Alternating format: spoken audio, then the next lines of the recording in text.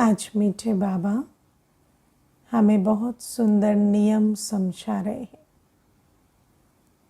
कि जब मैं अपने को आत्मा समझूं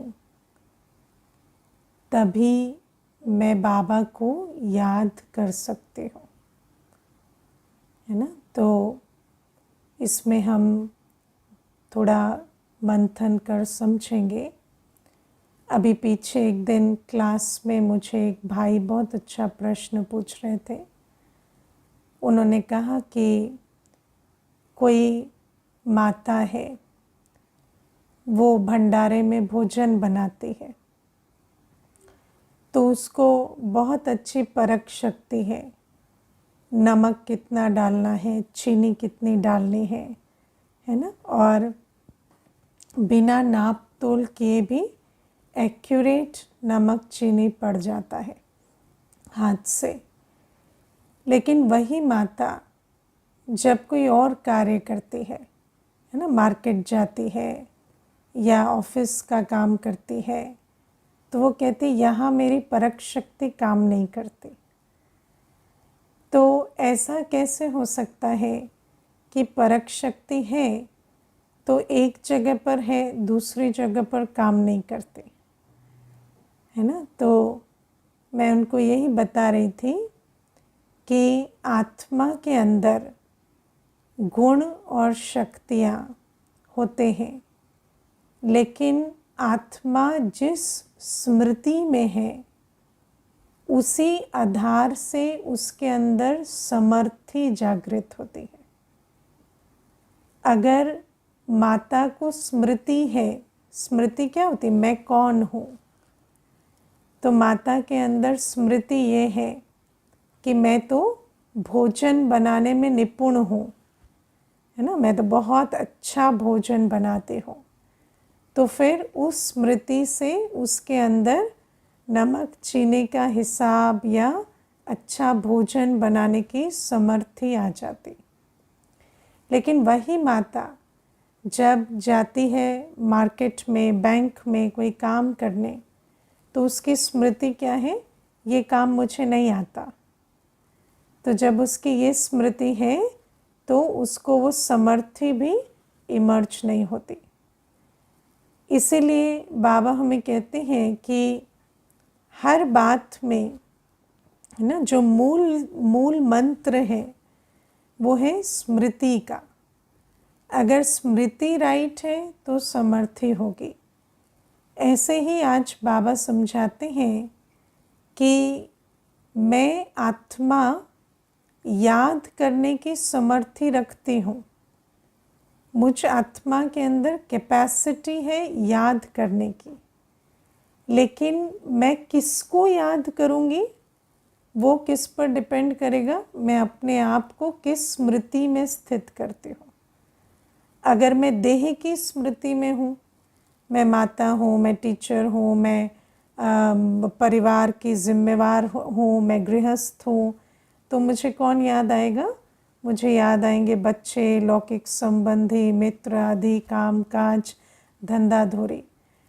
और जब मैं आत्मा स्मृति का स्विच चेंज करती हूँ कि मैं आत्मा हूँ, तो मुझे कौन याद आएगा, बाबा। अब मैं आपको इसमें एक और अनुभव की बात बताती हूँ। एक भाई है, वो पुलिस ऑफिसर है, लेकिन उनका जो बेटा है वो अपने घर में चोरी करता था और उनको पता नहीं चला, है ना। तो मुझे याद है जब वो आए तो बहुत हताश थे और उन्होंने कहा, दीदी बेटे ने अपने ही घर में चोरी कर ली, अभी सभी कह रहे हैं क्या पुलिस वाले हो तुम, लेकिन घर में कोई पुलिस वाला थोड़ी होता है ना। तो उन्होंने कितनी अच्छी बात कही कि घर की दहलीज के अंदर जाते ही उन्होंने तो वो बात बाहर छोड़ दी ना, मैं पुलिस वाला हूँ तो उन्होंने क्या, अंदर घुसते ही उनकी स्मृति क्या है, मैं तो घर में आया हूँ, यहाँ तो मेरे युगल हैं, बच्चे हैं। तो वो अपनी जो समर्थी है, वो जो चेक करने की एबिलिटी है या परख है कि कौन किसकी गतिविधि, किसकी बॉडी लैंग्वेज, किसकी एक्टिविटी चोरों वाली है, वो उस समर्थी को बाहर छोड़ आए। वो उस समर्थी को लेकर ही घर में नहीं आते।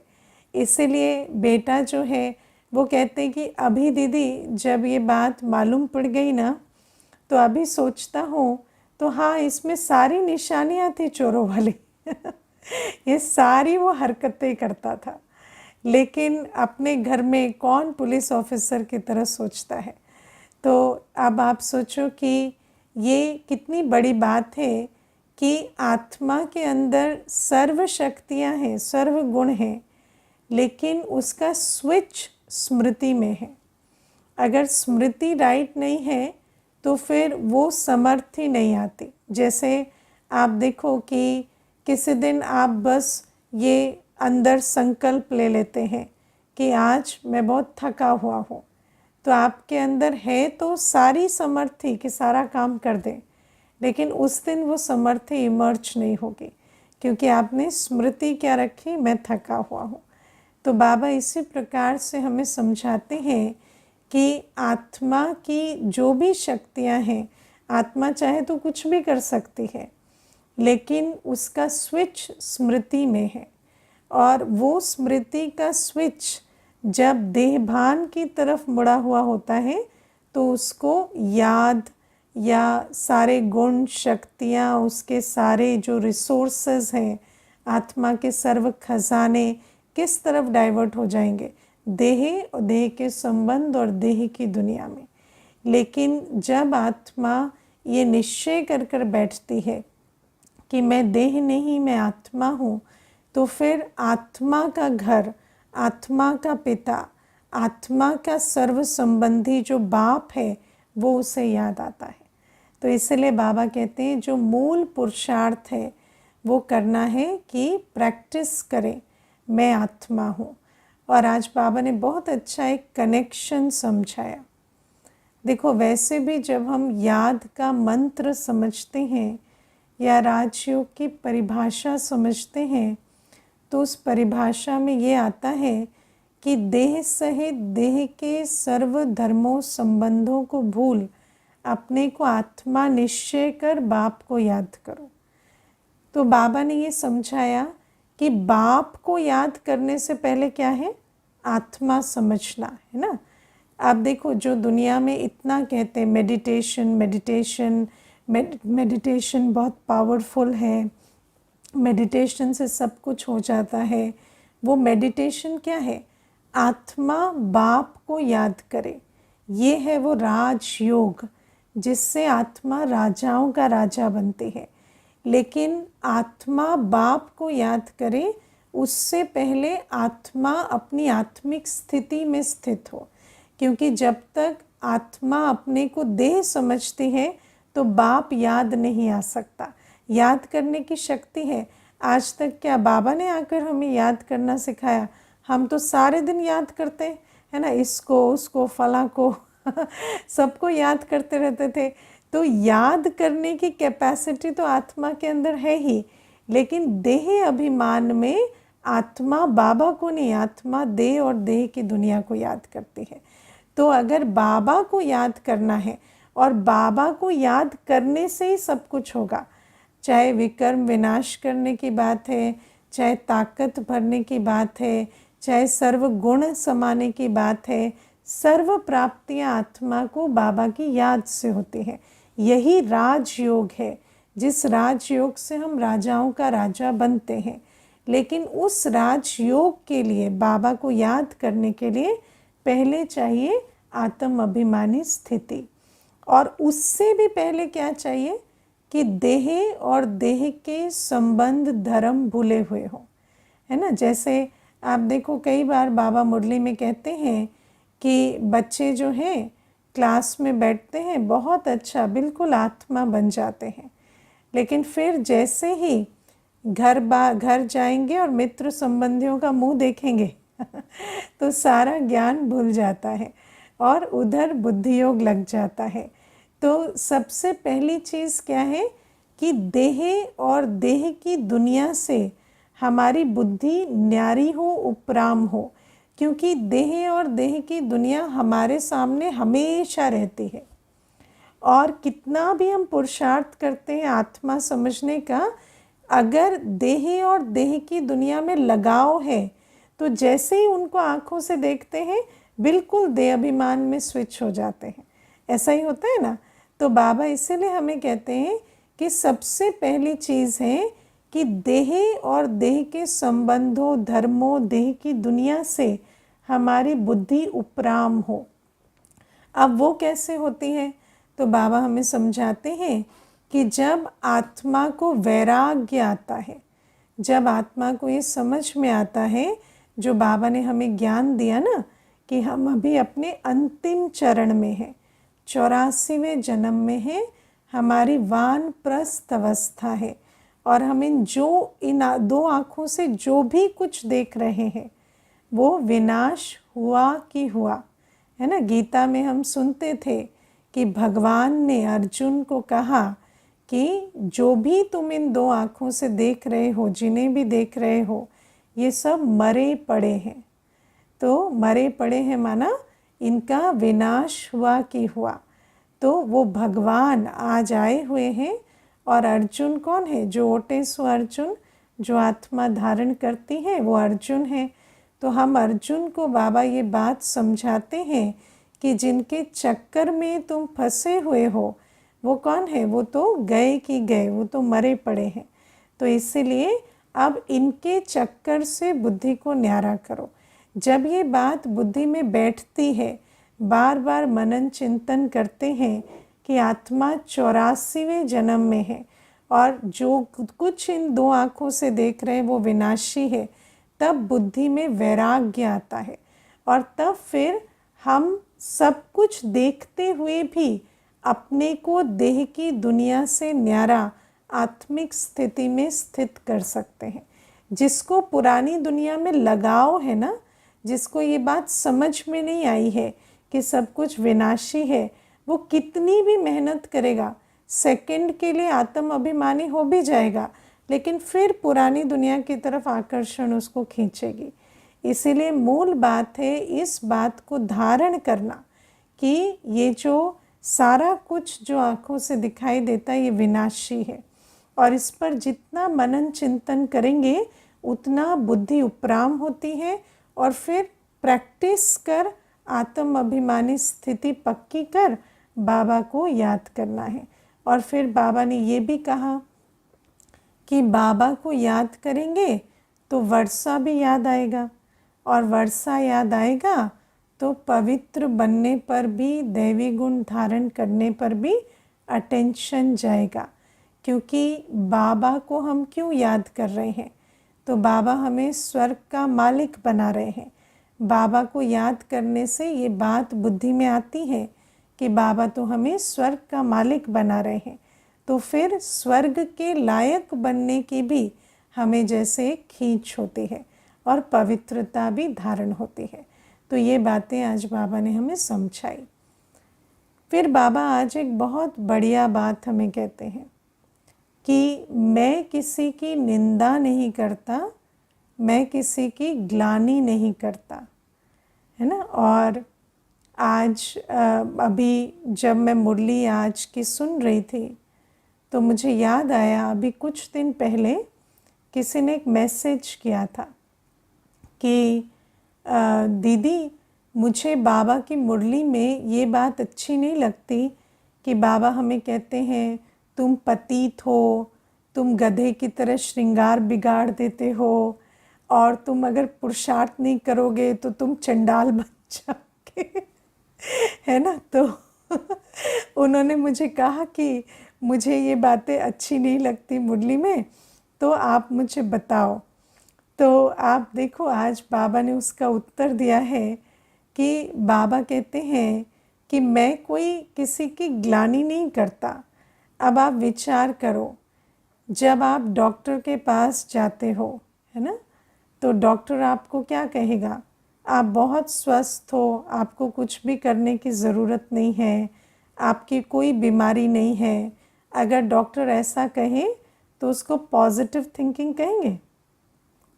हाँ, वो पॉजिटिव वर्ड हुआ, शुभ शुभ बोला डॉक्टर ने। हाँ, व्यक्ति को बीमारी है, उस बीमारी से उसका शरीर छूटने वाला है, और डॉक्टर क्या कह रहा है, नहीं नहीं, बिल्कुल स्वस्थ हो, बिल्कुल ठीक हो, कुछ भी करने की ज़रूरत नहीं है ना, ऐसे ही चलता रहेगा।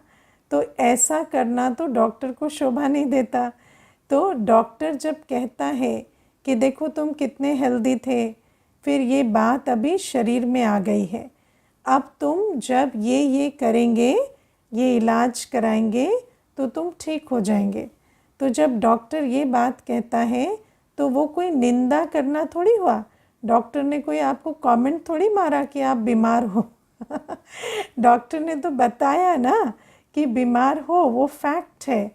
और जब तक बीमारी की रियलाइजेशन नहीं है, तब तक स्वास्थ्य का पुरुषार्थ होगा कैसे। तो बाबा भी हमें कहते हैं कि मैं तुम्हें ये थोड़ी कहता हूँ कि तुम देवता से मनुष्य क्यों बन गए। मैं कोई तुम्हें ब्लेम थोड़ी करता हूँ। आज सुना ना, बाबा ने बहुत सुंदर ही कहा, मैं तुम्हें कहता हूँ, मैं तुम्हें बताता हूँ तुम कैसे बन गए, मैं तुम्हें ये थोड़ी कहता क्यों बन गए, है ना, मैं कोई इल्ज़ाम थोड़ी लगाता हूँ।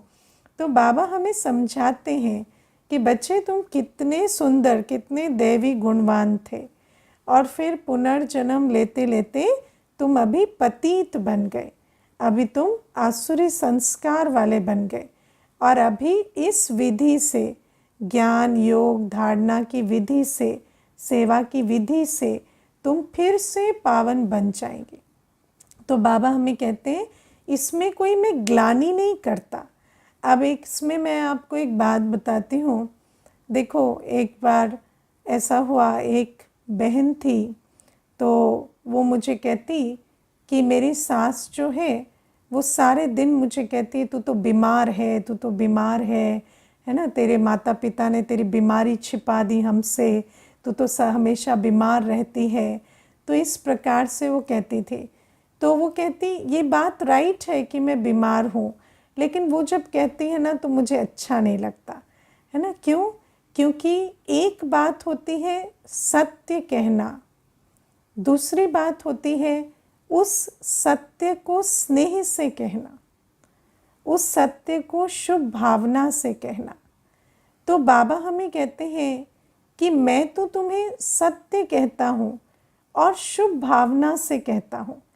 कई बार मनुष्य भी कहता है, मैं कोई झूठ थोड़ी कह रहा हूँ, जो है सो वही तो कह रहा हूँ, लेकिन बाबा हमें वो अनुमति नहीं देते अनटिल अनलेस आप किसी के निमित्त हैं, है ना। निमित्त को तो बाबा ने परमिशन दी है कि किसी की कमी कमज़ोरी बता सकते हैं या पॉइंट आउट कर सकते हैं, लेकिन अगर हम निमित्त नहीं हैं, अगर हम उस आत्मा का इंस्ट्रूमेंट नहीं हैं, तो वहाँ पर हमें बाबा ने ये परमिशन नहीं दी है कि हम किसी के अवगुणों को या किसी की कमी कमज़ोरी को देखें, भले ही वो फैक्ट भी क्यों ना हो, है ना। क्योंकि बाबा हमें कहते हैं कि मैं तुम्हें जब बताता हूँ कि तुम्हारे अंदर ये कमी आ गई, ये कमज़ोरी आ गई, तो बाबा तो स्नेह का सागर है, बाबा तो कल्याणकारी है। तो बाबा जब हमें बताते हैं तो बहुत शुभ भावना, कल्याण की भावना से बताते हैं।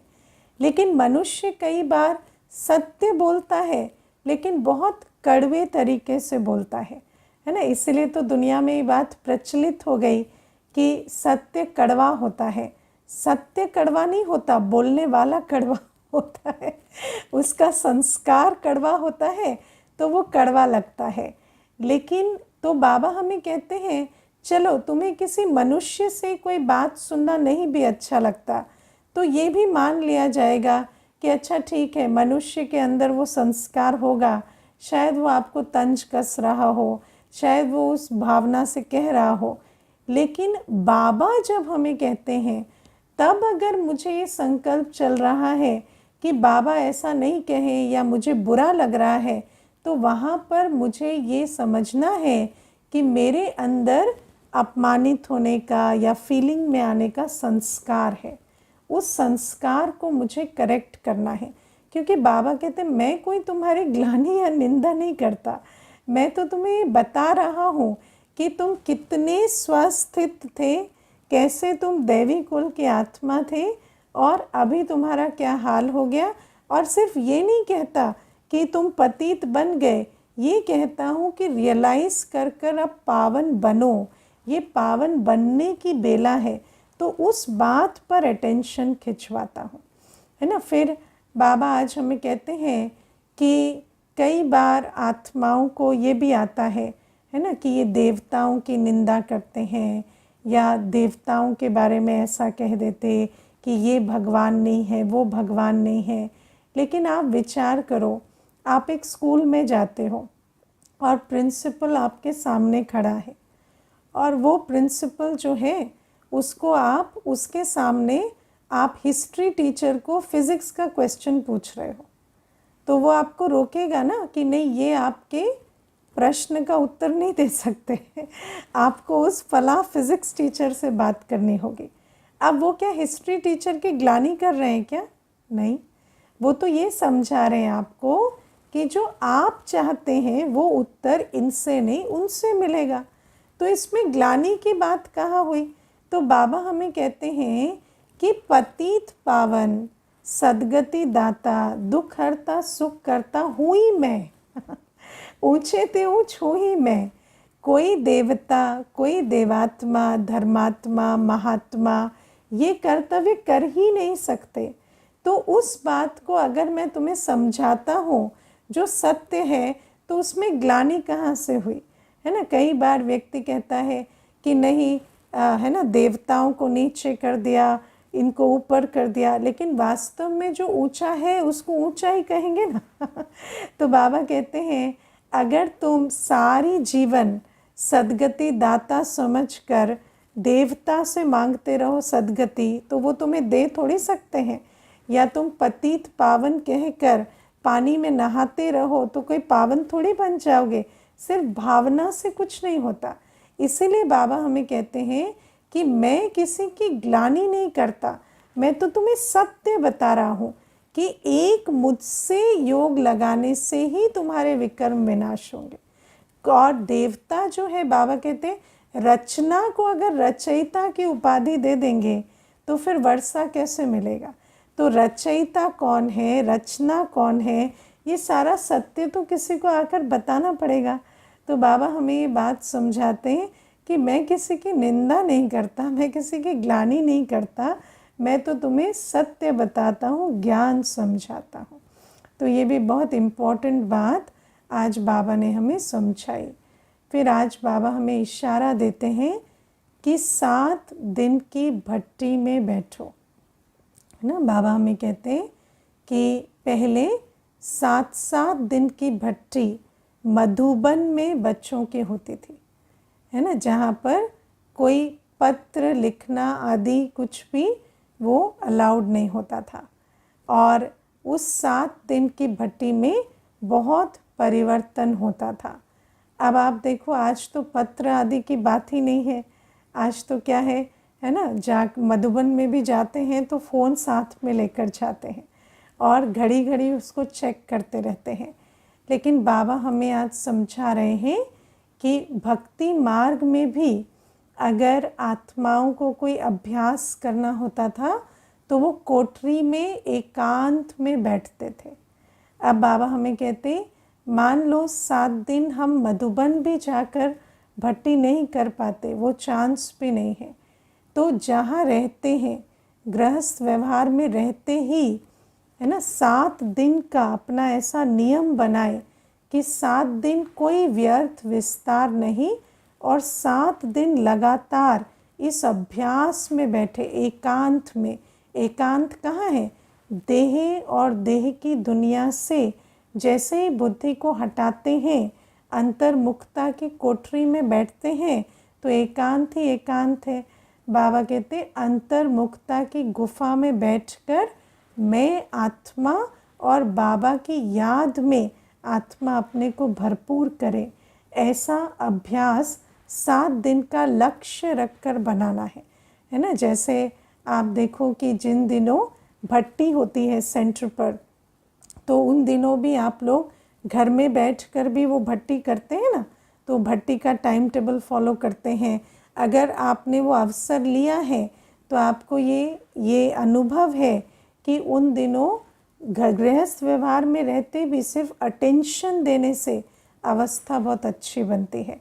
तो बाबा कहते हैं अब मान लो सेंटर की तरफ से भी अगर कोई चीज़ ऑर्गेनाइज नहीं हुई है तो भी अपने लिए भी 7-7 दिन का ऐसा प्रोग्राम बनाएं कि इन 7 दिनों में कोई व्यर्थ विस्तार, कोई देखना सुनना एक्स्ट्रा नहीं, और अपनी जो कार्य व्यवहार है, जो अपना नेसेसरी काम है वो किया, और वो भी साइलेंस में अंतर्मुखता में किया, और बाकी समय बैठकर आत्मिक स्थिति का अभ्यास कर बाबा की याद में एक रस लगन में रहे।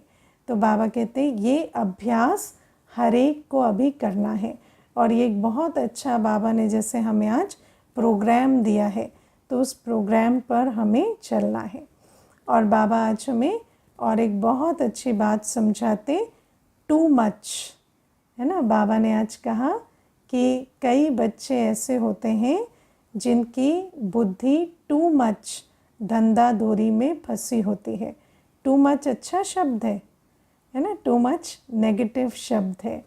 और बाबा हमें कहते हैं, बहुत सुंदर बाबा ने ये कहा, जिनकी बुद्धि टू मच धंधा धोरी में होती है वो कहते हैं हमें याद करने की भी फुर्सत नहीं है, और जिनको फुर्सत होती है वो बाबा को याद करते हैं। तो कौन भाग्यवान है, जिनके पास टू मच धंधा धोरी है या जिनको फुर्सत है ना। तो बाबा कहते भाग्यवान वो जिनको फुर्सत है।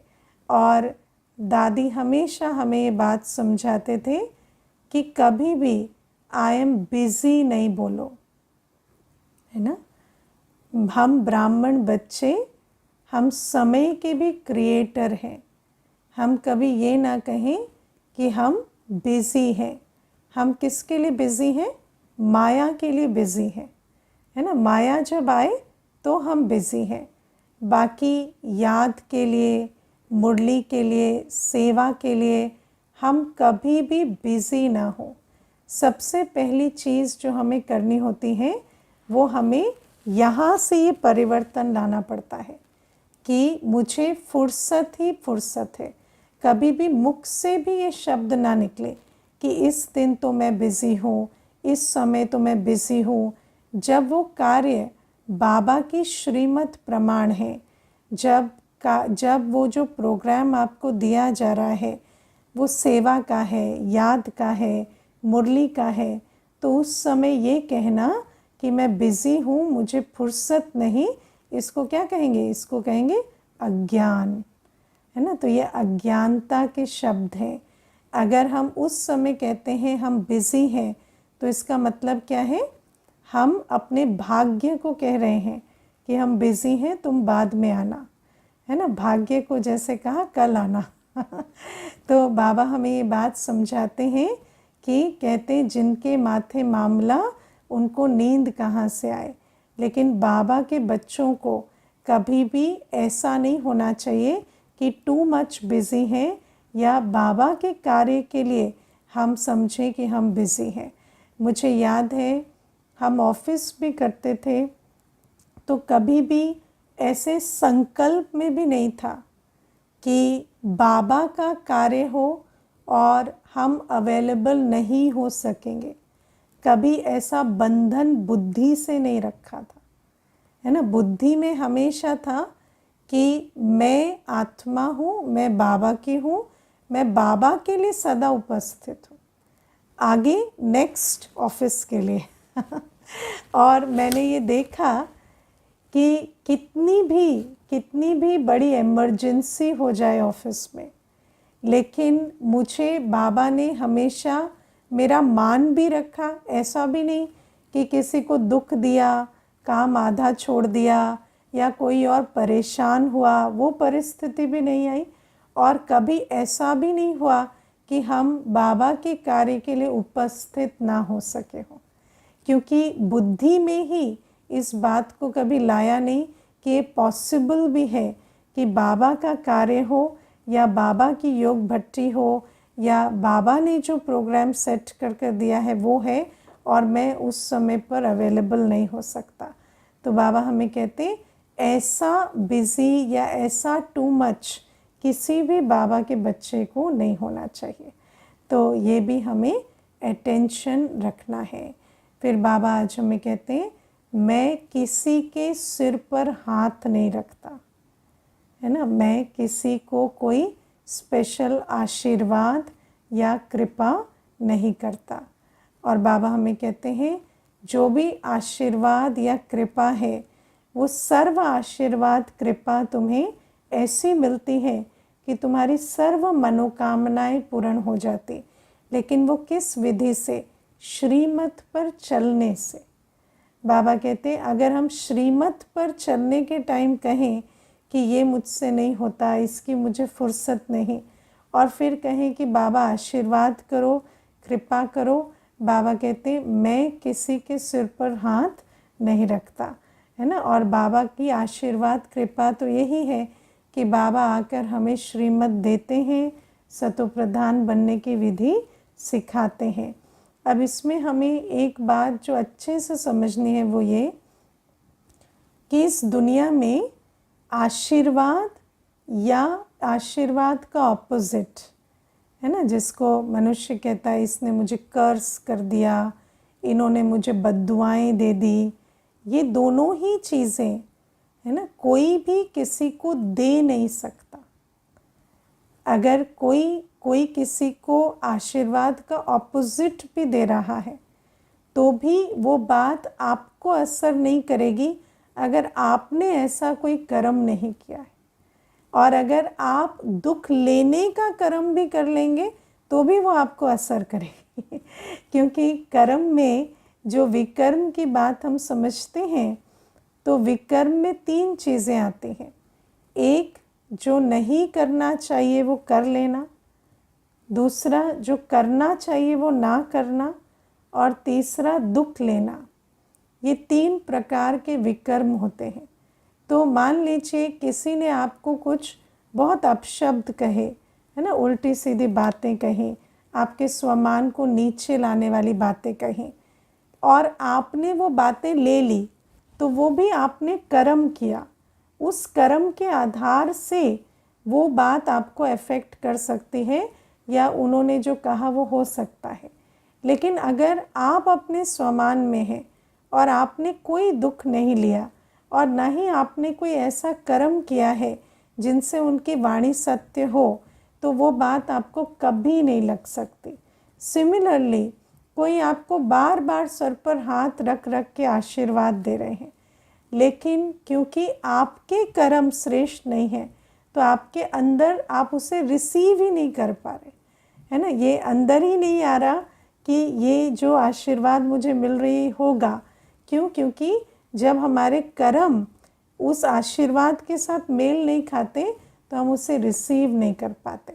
तो इसीलिए बाबा हमें कहते हैं भाग्य बनता बिगड़ता अपने कर्मों से है, इसमें किसी आशीर्वाद की बात नहीं है।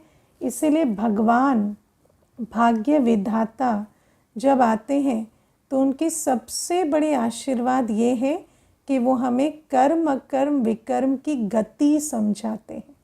जिन कर्मों से हमारा भाग्य बनेगा वो हमें वो सिखलाते हैं, और जब हम वो कर्म सीख कर उन कर्मों को करते हैं तो जैसे स्वयं को स्वयं आशीर्वाद देते हैं। तो बाबा इसीलिए कहते हैं ना, तुलसीदास चंदन घिसे तिलक देत रघुबीर। तो बाबा कहते हैं तुम अपने कर्मों का चंदन घिसो श्रेष्ठ कर्मों का, तो तिलक तुम्हें आप पे ही मिल जाएगा। अच्छा, ओम शांति।